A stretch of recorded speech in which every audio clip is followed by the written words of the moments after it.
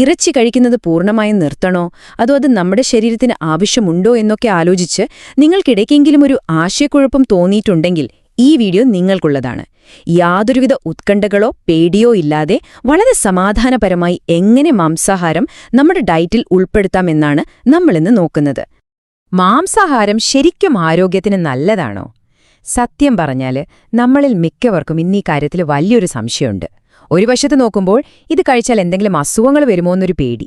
എന്നാൽ മറുവശത്തോ നമ്മുടെ ദൈനംദിന ഊർജ്ജത്തിനും ഒരു ശരീരശക്തിക്കും വേണ്ടി മാംസത്തെ ആശ്രയിക്കുന്ന ഒരുപാട് പേരുണ്ട്. മുതിർന്നവരായ നമ്മൾ പലപ്പോഴും പുറത്തു പറയാതെ മനസ്സിൽ കൊണ്ടു നടക്കുന്നൊരു സംശയമാണിത്. നോക്കൂ, നിങ്ങളുടെ ഈ ആശയക്കുഴപ്പം വളരെ സ്വാഭാവികമാണ് കേട്ടോ. അതിലൊട്ടും തെറ്റില്ല. ശരീരത്തെക്കുറിച്ചുള്ള നമ്മുടെ ശ്രദ്ധയും കരുതലും കൊണ്ടാണല്ലോ അങ്ങനെയൊക്കെ തോന്നുന്നത്. ഈ വിഷയത്തിലേക്ക് കൂടുതൽ ആഴത്തിൽ കടക്കുന്നതിന് മുൻപായി വളരെ സ്നേഹത്തോടെ ഒരു ചെറിയ കാര്യം ഓർമ്മിപ്പിക്കട്ടെ.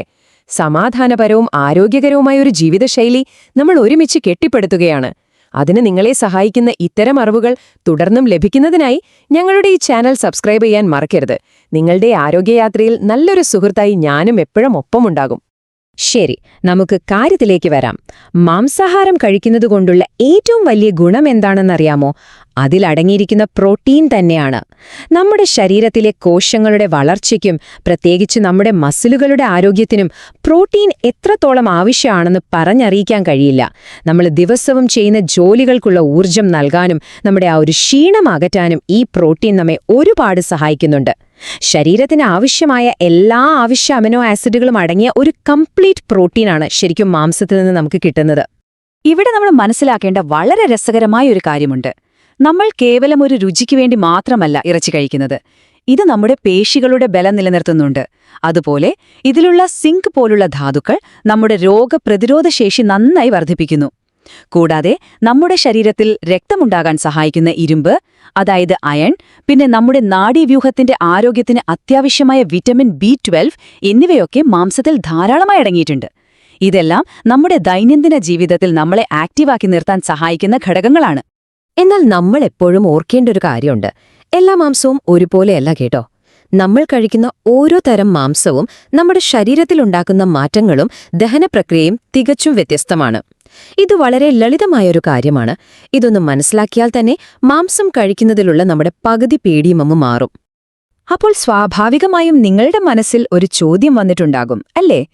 ഏത് തരത്തിലുള്ള മാംസമാണ് നമ്മുടെ ആരോഗ്യത്തിനും ദഹനത്തിനും ഏറ്റവും നല്ലത്? നമ്മുടെ ഓരോരുത്തരുടെയും ശരീരത്തിന്റെ ആവശ്യങ്ങൾക്കനുസരിച്ച് ഏതാണ് നമ്മൾ തിരഞ്ഞെടുക്കേണ്ടത്? നമുക്കതൊന്ന് വിശദമായി നോക്കാം. ഓരോ മാംസത്തിനും അതിൻ്റേതായ ചില സവിശേഷതകളുണ്ട്. ഉദാഹരണത്തിന് ചിക്കൻ അല്ലെങ്കിൽ ടർക്കി പോലെയുള്ള വൈറ്റ് മീറ്റുകൾ എടുത്താൽ അവയിൽ കൊഴുപ്പ് വളരെ കുറവാണ്, ഒപ്പം ദഹിക്കാൻ വളരെ എളുപ്പവുമാണ്. മീനാകട്ടെ നമ്മുടെ ഹൃദയത്തിന് ഏറ്റവും ഗുണകരമായ ഒമേഗ-3 ഫാറ്റി ആസിഡുകൾ നിറഞ്ഞതാണ്. എന്നാൽ മട്ടൻ, ബീഫ് തുടങ്ങിയവ, അതായത് റെഡ് മീറ്റുകളിൽ ഇരുമ്പും വിറ്റമിനുകളും ഒരുപാടൊക്കെ ഉണ്ടെങ്കിലും അവ നമ്മുടെ വയറ്റിൽ കിടന്ന് ദഹിക്കാൻ അല്പം കൂടുതൽ സമയമെടുക്കും. അതുകൊണ്ട് തന്നെ ഇതൊക്കെ കഴിക്കുമ്പോൾ അളവ് കുറയ്ക്കാൻ നമ്മൾ പ്രത്യേകം ശ്രദ്ധിക്കണം. പലരും എപ്പോഴും ചോദിക്കുന്നൊരു ചോദ്യമാണിത്: മീനാണോ ചിക്കനാണോ കൂടുതൽ നല്ലതെന്ന്. സത്യം പറഞ്ഞാൽ ദഹനത്തിന്റെ കാര്യത്തിൽ മീൻ വളരെ മികച്ചൊരു ഓപ്ഷനാണ്. നമ്മുടെ വയറിന് ഒട്ടും ഭാരം തോന്നിക്കാതെ വളരെ ലഘുവായി ഇത് ദഹിച്ചു പോകൂ. മാത്രമല്ല, ഞാൻ നേരത്തെ പറഞ്ഞതുപോലെ ഹൃദയത്തിന് നല്ലതായ ഫാറ്റ് മീനിൽ ധാരാളമുണ്ട്. അതുകൊണ്ട് ദിവസവും കഴിക്കാൻ ആഗ്രഹിക്കുന്നവർക്ക് മീൻ വളരെ നല്ലൊരു തീരുമാനമാണ്. ഇവിടെ നമ്മൾ ശ്രദ്ധിക്കേണ്ട വളരെ പ്രധാനപ്പെട്ടൊരു കാര്യമുണ്ട്. നമ്മളെപ്പോഴും ഫ്രഷായ ലീൻ മീറ്റ് തിരഞ്ഞെടുക്കാൻ ശ്രമിക്കണം. അതായത് അമിതമായ കൊഴുപ്പൊക്കെ നീക്കം ചെയ്ത നല്ല ഫ്രഷായ മാംസം. ഇത് നമുക്ക് നല്ല ഊർജം നൽകുകയും പെട്ടെന്ന് ദഹിക്കുകയും ചെയ്യും. എന്നാൽ നേരെ മറിച്ച് ഈ സൂപ്പർമാർക്കറ്റുകളിലൊക്കെ കിട്ടുന്ന ടിന്നിലടച്ചതോ അല്ലെങ്കിൽ രാസവസ്തുക്കൾ ചേർത്തതോ ആയ പ്രോസസ്ഡ് മീറ്റുകളിൽ കൂടുതൽ ഉപ്പും കൊഴുപ്പും അടങ്ങിയിട്ടുള്ളതുകൊണ്ട് അവ നമ്മുടെ ശരീരത്തിന് തീരെ നല്ലതല്ല കേട്ടോ. ഈ സോസേജ്, ഹോട്ട് ഡോഗ്, ബേക്കൺ പോലെയുള്ള പ്രോസസ്ഡ് മീറ്റുകൾ നമ്മൾ പതിവായി കഴിക്കാൻ പാടില്ലെന്ന് പറയാൻ ഒരു പ്രധാന കാരണമുണ്ട്. ഇതൊന്നും പെട്ടെന്ന് കേടാകാതിരിക്കാൻ വേണ്ടി അവയിൽ ധാരാളം ഉപ്പും പ്രിസർവേറ്റീവുകളും ചേർക്കാറുണ്ട്. ഇത് സ്ഥിരമായി കഴിച്ചാൽ നമ്മുടെ രക്തസമ്മർദ്ദം, അതായത് BP കൂടാനും ഹൃദയത്തിന്റെ ആരോഗ്യത്തെ ബാധിക്കാനും ഒക്കെ സാധ്യതയുണ്ട്. അതുകൊണ്ട് നിങ്ങളുടെ ആരോഗ്യത്തെ കരുതി ഇത്തരം ഭക്ഷണങ്ങൾ വല്ലപ്പോഴും മാത്രം കഴിക്കാൻ ശ്രമിക്കുന്നതാണ് ഏറ്റവും നല്ലത്. ഇനി നമുക്ക് ബീഫ്, മട്ടൻ പോലെയുള്ള റെഡ് മീറ്റുകളുടെ കാര്യത്തിലേക്ക് വരാം. ഇവ നമ്മുടെ ശരീരത്തിന് നല്ല ശക്തിയും ഇരുമ്പും നൽകുമെന്നത് 100% സത്യം തന്നെയാണ്. എന്നാൽ ഇതിൽ പൂരിത കൊഴുപ്പ് അഥവാ സാച്ചുറേറ്റഡ് ഫാറ്റ് കുറച്ച് കൂടുതലായി അടങ്ങിയിട്ടുണ്ട്. അതിനാൽ ഇത് അധികമായി കഴിച്ചാൽ നമ്മുടെ കൊളസ്ട്രോൾ കൂടാൻ സാധ്യതയുണ്ട്. ആഴ്ചയിൽ 1-2 തവണ മാത്രം അതിലെ കൊഴുപ്പ് മാറ്റിയ ഭാഗങ്ങൾ നോക്കി വാങ്ങി വളരെ മിതമായ അളവിൽ കഴിക്കുന്നതാണ് എപ്പോഴും സുരക്ഷിതം. മുതിർന്നവരിൽ പലർക്കും പ്രായം കൂടുന്തോറും ദഹനപ്രക്രിയ സ്വാഭാവികമായും അല്പം പതുക്കെയാകും. അതുകൊണ്ട് ഒരുപാട് മാംസം അങ്ങനെ ഒരുമിച്ച് കഴിക്കുന്നത് തീർച്ചയായും ഒഴിവാക്കണം. എന്ന് കരുതി മാംസം പൂർണ്ണമായും നിർത്തണം എന്നല്ല കേട്ടോ ഞാൻ പറയുന്നത്. പ്രായമാകുമ്പോൾ ശരീരത്തിലെ പേശികൾ ദുർബലമാകാതിരിക്കാൻ പ്രോട്ടീൻ അത്യാവശ്യമാണ്. അതുകൊണ്ട് എളുപ്പം ദഹിക്കുന്ന മീനോ ചിക്കനോ ചെറിയ അളവിൽ തിരഞ്ഞെടുക്കുക. ഇവിടെ നമ്മൾ കഴിക്കുന്ന അളവിനേക്കാൾ അതിന്റെ ഗുണനിലവാരത്തിനാണ് പ്രാധാന്യം കൊടുക്കേണ്ടത്. ഇതൊക്കെ കേൾക്കുമ്പോൾ നിങ്ങളുടെ മനസ്സിൽ അടുത്തതായി തോന്നുന്ന സംശയം ഇതായിരിക്കും: അങ്ങനെയെങ്കിൽ ദിവസവും എത്ര അളവിൽ മാംസം കഴിക്കുന്നതാണ് നമ്മുടെ വയറിന് ഒരു ബുദ്ധിമുട്ടും ഉണ്ടാക്കാതെ ശരീരത്തിന് നല്ല പോഷണം നൽകുക? ഇതിനായി വളരെ ബുദ്ധിമുട്ടുള്ള ഡയറ്റ് പ്ലാനുകളോ കണക്കുകളോ ഒന്നും നമുക്ക് ആവശ്യമില്ല കേട്ടോ. വളരെ ലളിതമായ ഒരു വഴിയുണ്ട്. സാധാരണയായി നമ്മൾ ഒരു നേരം ഭക്ഷണം കഴിക്കുമ്പോൾ അതിലൊരു 100 ഗ്രാം വേവിച്ച മാംസം ഉൾപ്പെടുത്തുന്നത് തികച്ചും സുരക്ഷിതവും സന്തുലിതവുമായ ഒരു അളവാണ്. 100 ഗ്രാം എന്ന് പറയുമ്പോൾ വലിയ ബുദ്ധിമുട്ടൊന്നും തോന്നണ്ട. അത് ഏകദേശം നമ്മുടെ ഒരു കൈവെള്ളയുടെ അത്രയും വലിപ്പമുള്ളൊരു കഷ്ണമാണെന്ന് സങ്കല്പിച്ചാൽ മതി. ഇങ്ങനെ ആഴ്ചയിൽ പരമാവധി 350 ഗ്രാം വരെ കഴിക്കുന്നത് ഹൃദയാരോഗ്യത്തിന് ഒരു കുഴപ്പവും വരുത്തില്ല എന്നാണ് പറയപ്പെടുന്നത്. ഏത് ഭക്ഷണമാണെങ്കിലും മിതമായ അളവാണ് എപ്പോഴും നല്ലതല്ലേ? നമ്മളിൽ പലർക്കുമുള്ളൊരു തോന്നലുണ്ട്, കുറച്ചധികം ഇറച്ചി കഴിച്ചാൽ കൂടുതൽ ശക്തിയും ആരോഗ്യവും കിട്ടുമെന്ന്.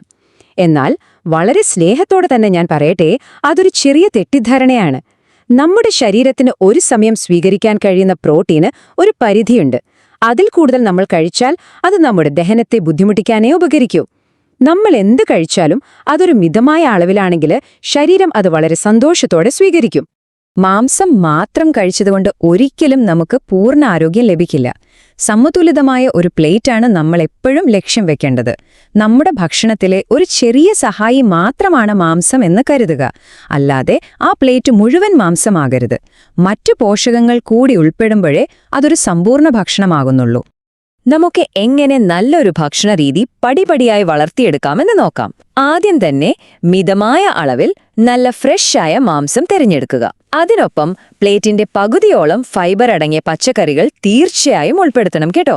ഈ പച്ചക്കറികൾ നമ്മുടെ ദഹനത്തെ വളരെ എളുപ്പമാക്കുന്നു. ഒപ്പം ദിവസം മുഴുവൻ ആവശ്യത്തിന് വെള്ളം കുടിക്കാനും മറക്കരുത്. ഇതെല്ലാം കൂടിച്ചേരുമ്പോൾ നമ്മുടെ ഹൃദയവും കുടലും എല്ലാം വളരെ സമാധാനത്തോടെയും സന്തോഷത്തോടെയും പ്രവർത്തിക്കും. നമ്മൾ മാംസം എങ്ങനെ പാചകം ചെയ്യുന്നു എന്നത് ശരീരത്തെ വലിയ രീതിയിൽ സ്വാധീനിക്കുന്നുണ്ട്. നല്ല എണ്ണയിൽ മൊരിച്ചു വറുത്ത മാംസം പതിവായി കഴിക്കുന്നത് ശരീരത്തിൽ അമിതമായ കൊഴുപ്പടിയാൻ കാരണമാകും. ഇത് ദഹിക്കാൻ വലിയ ബുദ്ധിമുട്ടുണ്ടാക്കുകയും ഭക്ഷണം കഴിച്ചു കഴിയുമ്പോൾ നമുക്കൊരു വല്ലാത്ത ക്ഷീണവും ഭാരവും തോന്നിക്കുകയും ചെയ്യും. മാംസത്തിലെ ആ മുഴുവൻ പോഷകങ്ങളും ശരീരത്തിന് കിട്ടാൻ വളരെ ലളിതമായ ചില പാചകരീതികൾ നമുക്ക് പരീക്ഷിക്കാവുന്നതാണ്. ഇറച്ചി എണ്ണയിലിട്ട് കരിച്ചെടുക്കുന്നതിനു പകരം നല്ല കറികളാക്കി വേവിച്ചോ അല്ലെങ്കിൽ ആവിയിൽ പുഴുങ്ങിയോ അതുമല്ലെങ്കിൽ വളരെ ചെറിയ രീതിയിൽ ഗ്രിൽ ചെയ്തോ കഴിക്കാൻ ശ്രമിക്കുക. ഇങ്ങനെ ചെയ്യുമ്പോൾ ആ മാംസത്തിന്റെ സ്വാഭാവിക രുചിയും ഗുണങ്ങളും അവിടെ തന്നെ നിൽക്കുകയും ഒപ്പം അത് നമ്മുടെ വയറിനു വലിയ ആശ്വാസം നൽകുകയും ചെയ്യും. നമ്മൾ ഇത്രയൊക്കെ പറഞ്ഞാലും ഇവിടെയെല്ലാം നമ്മൾ ശ്രദ്ധിക്കേണ്ട ഏറ്റവും പ്രധാനപ്പെട്ട ഒരു കാര്യമുണ്ട്. അത് സ്വന്തം ശരീരത്തെ ശ്രദ്ധിക്കുക എന്നതാണ്. ഒരു ഭക്ഷണം കഴിച്ചതിനു ശേഷം നിങ്ങൾക്ക് നല്ല ഉന്മേഷമാണോ അതോ വല്ലാത്തൊരു ക്ഷീണമാണോ തോന്നുന്നതെന്ന് സ്വയം ഒന്ന് ശ്രദ്ധിച്ചു നോക്കൂ. നിങ്ങളുടെ ശരീരത്തിന്റെ വിശപ്പിനെയും ദഹനത്തെയും മനസ്സിലാക്കി വേണം നിങ്ങൾ എപ്പോഴും ദിവസേനയുള്ള ഭക്ഷണങ്ങൾ തിരഞ്ഞെടുക്കാൻ. നമ്മുടെ ഓരോരുത്തരുടെയും ശരീരം വളരെ മനോഹരമായി എന്നാൽ തികച്ചും വ്യത്യസ്തമായിട്ടാണ് നിർമ്മിക്കപ്പെട്ടിട്ടുള്ളത്. അതുകൊണ്ട് തന്നെ എല്ലാവർക്കും ഒരുപോലെ ബാധകമായ ഒരൊറ്റ നിയമം ഈ ഭക്ഷണകാര്യത്തിലില്ല. സ്വന്തം ശരീരത്തെ ബഹുമാനിക്കുകയും ആ ശരീരത്തിനിണങ്ങുന്നതും നല്ല സമാധാനം തരുന്നതുമായ ഭക്ഷണം കഴിക്കുകയും ചെയ്യുന്നതാണ് യഥാർത്ഥ ആരോഗ്യം.